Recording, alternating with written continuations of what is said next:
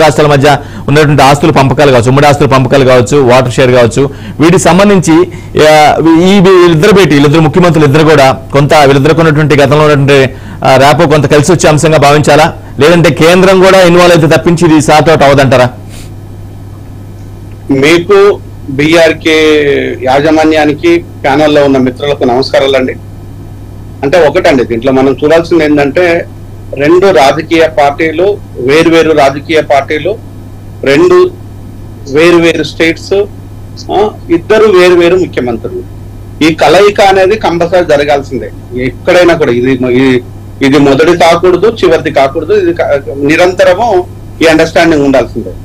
దేనికోసం ఉండాలంటే ఇరు రాష్ట్రాల ప్రజల క్షేమము, సంక్షేమం, వీటి కోసం కంపల్సరీ ఉండాలి.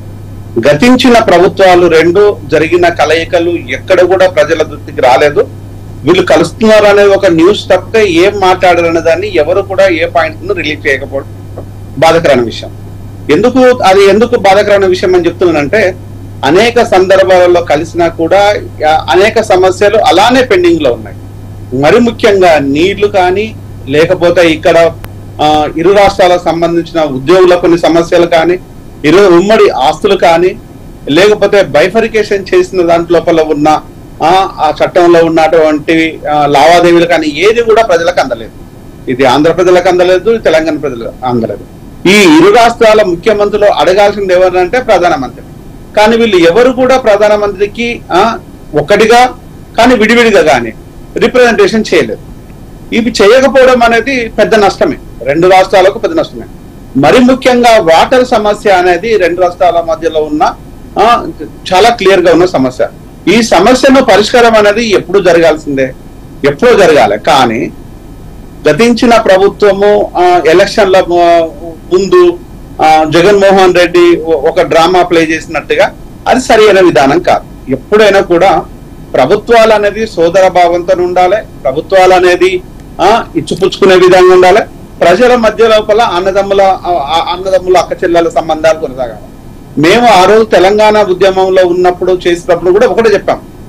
సో రాష్ట్రాలుగా విడిపోయి అన్నదమ్ముల కలిసి ఉందామన్నారు. ఇప్పటి వరకు అదే జరిగింది. ఎక్కడ కూడా ఈ తెలంగాణ ప్రజల, ఆంధ్ర ప్రజల మధ్యలో ఎలాంటి విభేదాలు రాలేదు, ఎలాంటి ఇబ్బందులు లేదు, ఎలాంటి ఒడిదొడుకు లేదు. నేతల మధ్య వచ్చాయా? ప్రజల మధ్య రాలేదు కానీ నేతల మధ్య వచ్చాయంటారా? లేదు, ఒక నిమిషం అండి. సో ఎక్కడ ఎలాంటివి లేవు, కానీ నేతల మధ్యలో లేదండి. ఒక నిమిషం.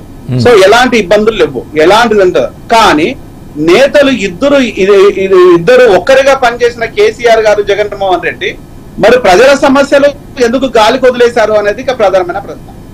నేను నేతల మధ్యలో సమస్యలు ఉన్నాయని చెప్పట్లేదు. నేతలు ఒక్కటిగా ఉన్నారు, కానీ దేనికోసం ఒక్కటిగా ఉన్నారు అంటే ప్రజా అవసరాల కంటే వాళ్ళ వ్యక్తిగత అవసరాలు చాలా కీలకంగా మారిపోయినాయి. ఇక్కడ ప్రజా సంబంధాల కంటే వాళ్ళ ఆర్థిక లావాదేవీలు కీలకమైపోయినాయి. ప్రజా శ్రేయస్సు కోసం కంటే వాళ్ళకు ఉండే బిజినెస్ లో వ్యాపారాలు చాలా కీలకంగా మారిపోయినవి. వాళ్ళ అవసరాలు అక్కడ కీలకంగా మారిపోయి జరిగిందే. జగన్ గారు అప్పుడు జరిగిందే ఇప్పుడు జరగదని నమ్మకం ఏంటి? అప్పుడు గతంలో జరిగిందే ఇప్పుడు కూడా ఇద్దరు హై ప్రొఫెషనల్ క్యాండిడేట్లు, చాలా ఎలైట్ పీపుల్, ఇద్దరు కూడా సమర్థవంతమైన నేతలు, ఇద్దరు కూడా హై ప్రొఫైల్ లీడర్స్. సేమ్ అదే ప్రాసెస్ మళ్ళీ ఇప్పుడు కూడా జరుగుద్దేమో చెప్పలేం కదా, అది కూడా చెప్పలేం కదా. అది we can't say future what is things అనేది మనం ప్రెడిక్ట్ చేయలేం కదండి. మనం కోరుకున్నది ఒకటే, ఇద్దరు నేతలు కలుసుకున్నప్పుడు ఇక్కడ రెండు రాష్ట్రాల సమస్యలను పరిష్కార దిశగా మాట్లాడి ప్రజలకు తెలియజేయాలి. ఇద్దరు చేయాల్సిన పని ఏంటంటే, నేను అడ్వైజ్ చేసేది ఏంటంటే, రేవంత్ కానీ చంద్రబాబు నాయుడు గారి కానీ నేనేం చెప్తున్నా అంటే, ఇద్దరు ముఖ్యమంత్రులకి మీరు మాట్లాడే విధానాన్ని ప్రజల దృష్టికి తీసుకురండి. మీరు దేనిపైన చర్చలు పెట్టారు, దేనిపైన అనుకూలత వచ్చేసింది, దేనిపైన ఏకాభిప్రాయం ఉన్నది, ఎక్కడ ఏకాభిప్రాయం రాలేదు, ఇంకా మనం ఎక్కడెక్కడ ఏం కోరుకుంటున్నాం అనేది ప్రజల దృష్టికి రాగలిగితే అది అంతకంటే ఇంకా గొప్పతనం ఏం లేదు. అది చేయాల్సింది ఇది రాష్ట్రాల ముఖ్యమంత్రుల మీద ఉన్న బాధ్యత. ఇది ఆ బాధ్యతను గుర్తు చేయడం మాలాంటి వాళ్ళ వ్యక్తుల పని. కానీ మీరు ఖచ్చితంగా ఇదే చేయమని మేము చెప్పలేం, మీరు చెప్పలేరు, మేము చెప్పలేం. ఇక్కడ మేము చేయగలిగింది ఒక్కటే, ఖచ్చితంగా జరగాలి, జరిగి తీరాల్సిందే అని ఖచ్చితంగా చెప్తాం. సో జరగాలని కోరుకుందాం, అంతే తప్ప వీళ్ళ మధ్యలో సో వేరే విషయాలు ఉంటాయని నేను మాత్రం అనుకోవటం లేదు. డెఫినెట్ గా రేవంత్ అనేది ఒక మెచ్యూర్డ్ పొలిటిషియన్. చంద్రబాబు నాయుడు గారి గురించి చెప్పాల్సిన పనే లేదు. సో మనము ఇప్పటి వరకు ఏం కోల్పోయామనే దానికంటే కూడా నెక్స్ట్ ఇరు రాష్ట్రాల ప్రజలు ఏమి పొందాలనే దాన్ని వీళ్ళ చర్చలలో మెయిన్ ఎజెండాగా ఉండాలనేది నేను సూచిస్తున్నాను.